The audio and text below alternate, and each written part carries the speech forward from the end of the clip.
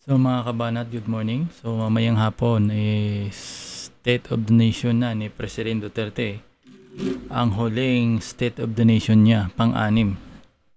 So ngayon, kanya-kanya ng paghahanda itong ating mga congressman, senador, at pati yung mga kritiko niya, lalo na itong Makabayan Black na naghahanda din. At mayroon na nga silang banner na Goodbye Duterte. Ang pinangako ni President Duterte, may pakita kasi ako sa inyong video ito yung video na ikinagalit ni na Toti Casino, Bots Valdez at RG Habiliana o sa madaling sabi, yung mga host sa KDP. So kabisado nyo naman siguro lahat ng mga subscriber ko dito, alam nyo naman siguro kung sino yun si Bots Valdez at Toti Casino. Dito sila nawala yung alab kay President Duterte. So mamaya ipapanood ko sa inyo. So ngayon nagkukumahog itong mga na paghandaan. Kasi yung tandaan natin 2016 sa persona ni President Duterte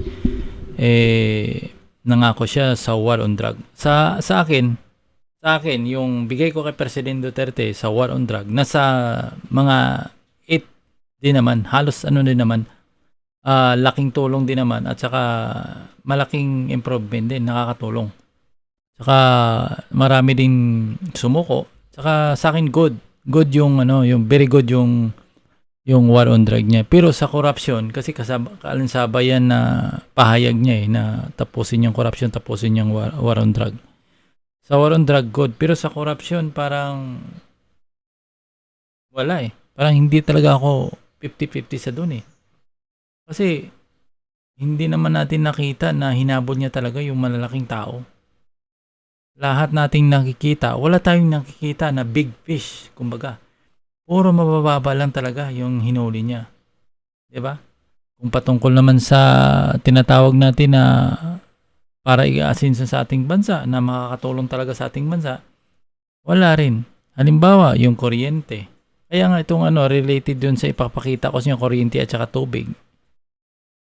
Yung 'di ba, nagkaroon ng bago nag-lockdown, may si President Duterte na minura niya itong sila Ayala at Pangilinan, na kasi itong si Ayala at Pangilinan binansagan ito ni Toti Casino, Bots Valdez at RG Habiliana na mga oligarkong businessman na halos na sila na lang yung kumamkam ng mga sa ating bansa at saka hindi pa niya nagtababayad din ng tamang buwis sa ating bansa. So yan, dahil minura niya ni President Duterte at saka matinding yung sinabi ni President Duterte, di ba? Sinabi niya pa yun na siyang pupunta doon sa office at saka may sinabi pa nga niya susunugin niya. Ang dami niyang sinabi no. So kinalaunan, humingi siya ng sorry sa mga Ayala. So bago yan, ito siguro panoorin nyo, medyo recap lang. Ito yung paghingi ng sorry ni President Duterte at ito yung video na hindi ko sinisiraan dito si President Duterte. Ipinakita ko lang kung ano ba talaga yung stand ng mga taong bayan sa kanya. Kasi ako, hindi ako against kay President Duterte. May mga iba lang kasing mga bagay na hindi natin magustuhan sa isang tao. Hindi naman kasi pwede na alam natin hindi natin gusto, sasabihin lang natin gusto, parang plastic alam mong mali, punahin mo, di ba? So ito muna, panoorin natin ito. Medyo matagal na itong video na ito pero alang-alang para makita natin. Yung mga big business, let me tell you something. Meron tayong mga problema noon which was really part of governance and which I hope you'd understand that it was really part of my sworn duty as an employee of the government who heads the executive department. Words were mainly mine. But if you just can't forget it for the moment, I'd like to thank you from the bottom of my heart for helping us, provide the necessities of the moment. We can, I can promise you that I'll be nice. And if you want to see me, we can talk.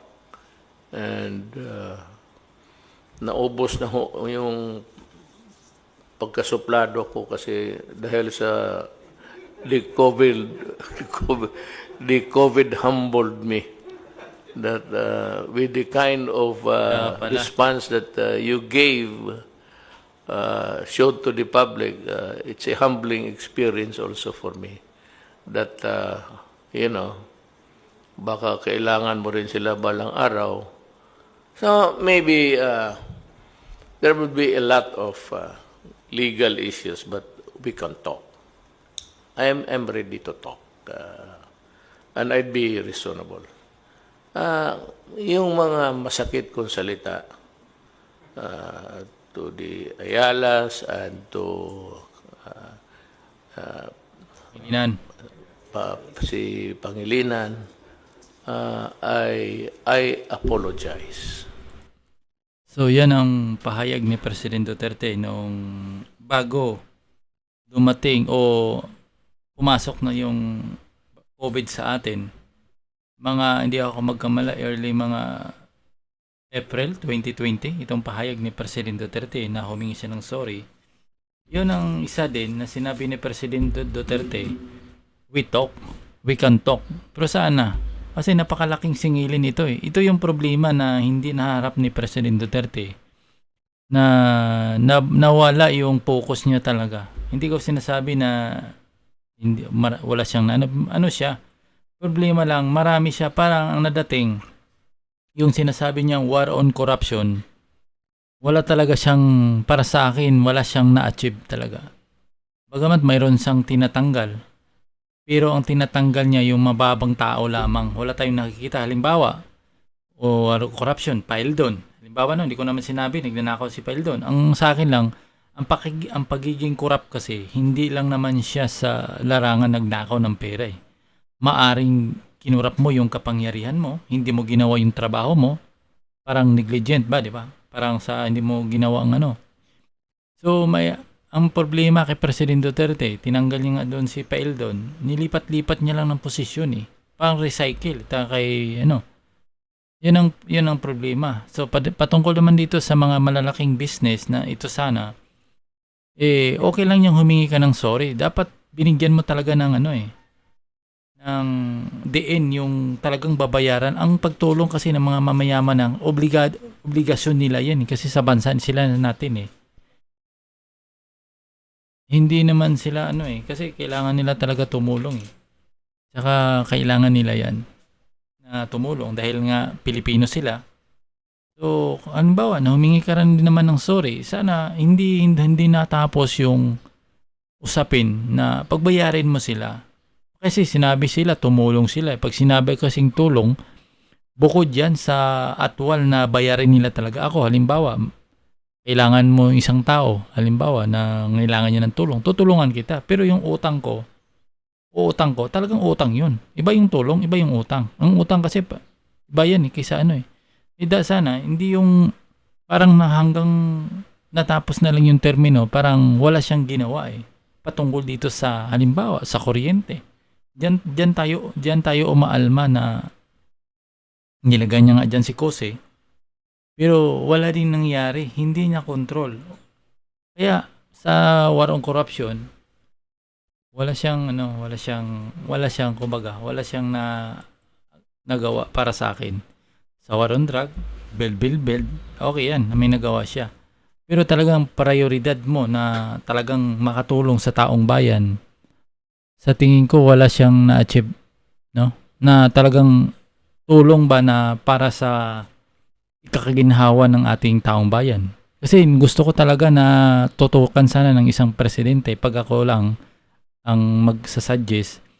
Una, irigasyon, tubig. Dapat maglagay ka ng isang tao na iikot sa buong bansa. Lalo na yung bansa, ang lugar na tinatawag na capital. Baga sa part ng Pangasinan dito, halos kapital ito ng ito yung kapital ng buong bansa sa pagpoproduce ng palay. Dapat ikutin na yan may lalagay siya ng isang tao dyan, iikot para titingin na ito. Pag-aralan natin, lalagyan natin ng tubig para on time kung gusto niyo magsaka may tubig tayo. Ganun dapat. Pero wala Dito sa amin nakapakahirap yung sitwasyon. Kaya ang mahal ng isa pa ang mahal ng gas kasi ang mga tao dito once nga pagpapatubig ay kumukuha pa sa ilalim ng tubig, gumagamit ng motor, pasipsip, parang ganun. So ibig sabihin walang na-action diyan ang ating Pangulong Duterte. Sa larangan naman ng kuryente, wala din naman siyang nagawa. Tumaas ng tamaas. In short, pagka usapin na bagay na nakakatulong sa ating bansa, yung pangangailangan, pangsikmura, kasi ang kuryente isang malaking bagay yan kung na-control mo man, at least man, kung hindi mo kayang ipababaan, makokontrol mo lang na wag namang tumaas. Pero walang nagawa si President Duterte na ganyan. Wala siyang yung mga korupsyon sa mga PhilHealth, ang dami. 'Di ba? Sabi ni Pacquiao, FDA, DOH, saka naniwala naman tayo na walang ahensya, na walang korupsyon. Saka iba yung ahensya na may corrupt talaga na kitang-kita mo na, yun dapat sawatain eh. Lahat naman ng tao diyan sa talagang mayroong interest kasi hanap buhay nila eh. Alam naman natin pag naghanap buhay yan, mayroong mga luho yan. Minsan, hindi nila ma-achieve yung dahil sa sahod nila. Naisip nila mababa yung sahod niya, may gusto kong bibili niya. Ang gagawin niyan, magnakaw talaga yan para makuha niyang gusto niya. I-realidad yan sa isang tao, kahit saang tao, ganun. May natin yan. So, yan. Halimbawa, PhilHealth.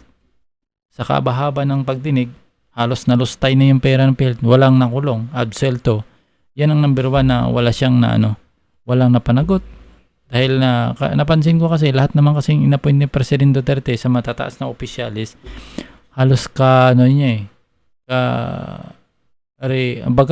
kaibigan, pero dapat yung kaibigan din naman sana niya talagang sa taong bayan gaya kay Duque.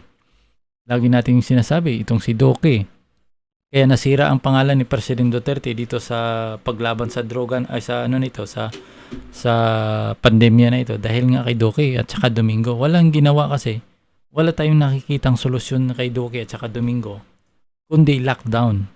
Lockdown, face shield, face mask. Okay naman, face mask. Wala tayong tutol. Face shield, wala tayong tutol yan eh. Lockdown, wala tayong tutol. Ang sa atin lang, mayroon sana silang may ipakitang ebidensya naman na at least gumagalaw sila. Kasi ang sa atin nakikita natin, hanggang lockdown lang sila, tapos magbibilang lang sila kung sinong nahawaan, kung anong karaming nahawaan. Tapos nag-aantay na lang sila, nagnganga sila, kung anong ibibigay sa atin sa ating bansa. So, ibig sabihin, wala ba tayong kakayahan na tayo mismo magsisearch? Wala ba tayong kakayahan din? Anong mga dyan? Wala ba tayo? Ganun na ba tayo mahina ang bansa na walang kakayahan talaga? Diba? Kung baga, survival, halimbawa, walang maitulong yung ibang bansa, walang maitulong. So, anong nangyayari sa ating bansa? Nangyayari, diba? Halimbawa, yung bansang Amerika, bansang China, kahit karatig, ang mangyayari yung survival, yung bansa, bahala na siya survive. So, anong mangyayari sa ating bansa? Wala pala tayong mangyayari. Diba? Kasi nakita natin yung realidad talaga sa ating FDA, DOH, walang ginawa kundi nag-aantay. Wala man lang nipakita hanggang isang kalahating taon na, wala man lang silang nasabi na itong vitamins na ito inumin nyo para makakatulong sa pagmalakas ninyong katawan. Itong ganito. Wala eh. Tinuturo nila lagi, itong mahal na gamot, magpa-hospital ka. Wala silang sinasabi na diyan ka lang sa bahay, ito inumin mo, wag ka na mag-hospital kasi lalaki yung bayarin mo. Gagastos tayo, baka maubos yung PhilHealth natin, malusta yung PhilHealth natin, mawalan tayo ng pondo. Wala silang pahayag. Bawat talk to the people nila ni President Duterte, ang ini-explain puro bakuna, mayroon ng pinasok na bakuna. At itong si Duque, ang sinasabi lagi, itong ilan ang nawaan, ilan na yung bid ICU, ilan na yung PPE na bili. In short, wala silang naipakitang improvement mula nung nag-start ng lockdown nila. Kaya nainis yung taong bayan. Diba? Nainis yung taong bayan. Nung unang lockdown, wala tayong imik eh. Pero halang kinaalaunan, puro hanggang lockdown na lang sila, wala silang naipakita. Sana, ang panalangin natin, bago matapos ng term ni President Duterte, makapag-desisyon ng tama si President Duterte. Yung tama talaga na galing sa kanyang isip, hindi galing sa kanyang expert. Kasi yung mga expert ni President Duque parang wala din naman eh. Ang sa akin sana, magkaroon sila ng assembly na lahat open para makita ni President Duterte yung ibang mga opinion. Kasi kung isang opinion ang pakinggan mo, hindi ka makapagdesisyon ng tama kung ano ba talaga sa bansa. Di ba? Kahit kritiko, pakinggan mo yan. Paghambingin mo, ano ba to ang sinasabi ng kritiko na ito? Halimbawa, kontra sa vaccine. Halimbawa, meron hindi talaga may iwasan yan. Realidad. At kontra sa palisya nitong mga doktor na ipagamit tong ivermectin, Lianghua, nakita ko rin, maganda rin. Ang dami. Ang daming mga bagay na makakatulong, wala namang effect sa ating katawan, pero hindi nila pinupost. Yan ang Tapos itong mga DDS naman, karamihan ng mga walang imik, ipinagmalaki pa. Di ba? Tingnan mo, itong ipakita ko sa inyo may pakita ko sa yung picture. Ginawa ko to kanina, nung wala ako, na may pinuntahan ako, gusto ko sana, dali lang. Kita nyo, saan ko ba to na? Ko lang. Ba't nawala siya? No, hindi ko na ata. Baka dito. Ito siya. Ko lang, medyo magulo. Naka-record lang kasi, para naka-include. So ito siya. Explain ko lang sa inyo. Itong pari na ito, nakalagay, pari ito siya, si Father Manuel, ang pangalan nito? Manuel Jagroque, isang pare, missionary society, the Philippines MSP, was found as responsive. Parang siya, ito nakataas, fully vaccinated mga pare, namatay sa heart attack, tapos sa baba, test positive sa COVID-19, no? Parang ganun. So, ang ko dito, habang pinost ito itong Manila Bulletin kasi, ang daming reaksyon na sinasabi, wala daw kwenta itong media na ito, parang hindi responsible, parang dami niya nang sinasabi kasi ang pilit nila, sinisingit itong fully vaccinated. Yan, kasi ang gusto nila siguro, ay parang sinisiraan daw mga ganito, parang ganun. Yan ang nakasulat di ba? Bakit pigilan mo yung media na wala akong nakitang masama sa post ng ganyan Bakit pagalitan mo yung media, di ba? Kasi ang natingin ko doon, hindi nila matanggap na nakalagay fully vaccinated. Tapos natigi. Yan ang nakita ko doon, tapos nagpositibo pa. Ayaw nila i-relate ito kasi naapektuhan nata sila. Kasi karamihan na vaccinated yung mga parang ayaw nila. Wala namang sinabi kasing gobyerno na kung fully vaccinated ka na, exempted ka na sa lahat. Wala Katotohanan nga sa ibang bansa ngayon, fully vaccinated, puro doon pa nag-spike yung mga sakit ngayon, lalo na itong variant na sinasabi nila. So, ibig sabihin, kaya ang taong bayan, walang tiwala sa bakuna, hindi dahil sa ayaw nila, kundi dahil wala silang tiwala kung ano bang talagang kalidad niyan. Ang una-una, sinasabi nga, napakabilis nga ginawa, di ba? So, yan ang nakita natin dito na ganyan. So, yan ang ko sa DDS na alam nila na tama namang puna ng puna. Dapat maging balanse dapat. So, yan lang ang aking mga kabanat dito sa video. Medyo nahaba. Siningit ko pa itong yung konti lang. So, yan. So, maraming salamat at paki-subscribe ang channel. Abangan nyo mamaya mga alas 4, hindi ko lang alam si-search ko ulit mga alas 3, alas 4 yung State of the Nation ni President Duterte. So, abangan natin, baka sakaling makukuha natin. I-try natin i-live mamaya dito para makita nyo in live ang sasabihin ni President Duterte. Ang hingi ko lang sana, ang isang presidente alam mo, sa presidente ng bansa, ang gusto ko rin si Irap at saka si Pinoy. Hindi sa larangan na ginawa niya, kundi sa pananalita ni Pinoy. Alam mo si Pinoy, walang State of the Nation niya na nag-i-English. Yan ang isang gusto ko rin sa ating bansa na bawat sana leader, congressman, senador, kung maaari, magsalita ng wikang Tagalog. Ako, hindi naman ako sasabi, hindi ko na rin nakapag-aral. Hindi ako napag-aral Hindi rin naman ako nakagraduate ng kahit high school nga, di ba? Kaya ang ko na dapat isang pangulo, isang senador, isang congressman magsalita ng salitang atin. Kasi address yan, tinatawag yun. Address the nation. Hindi yan address the America. O sa Amerika, mag-English ka. Pero sa atin yun kailangan maunawaan ng halos na sa pinakamababang tao hanggang sa pinakamataas. Kasi pag sinabi mong nagsalita ka ng Tagalog, Lahat yan makaintindi, maniwala ka, kahit Bisaya yan, maintindihan yan. Kasi yan ang pambansang dialect natin. Huwag kang maniniwala pag Bisaya ka, hindi ka nakaintindi ng Tagalog. Yan ay napaka maling ano yan. Maaring hindi ka makapagsalita ka putol-putol. Pero hindi ibig sabihin hindi makaintindi ng Tagalog. Dapat sa kay President Duterte, yung address the nation niya, liyamang ay address yan para sa bansa, dapat magsalita siya ng Tagalog. Yan ang hiling ko. Uy, ito. Papatay-patay itong computer. Sige, maraming salamat mga kabanat. Yan muna.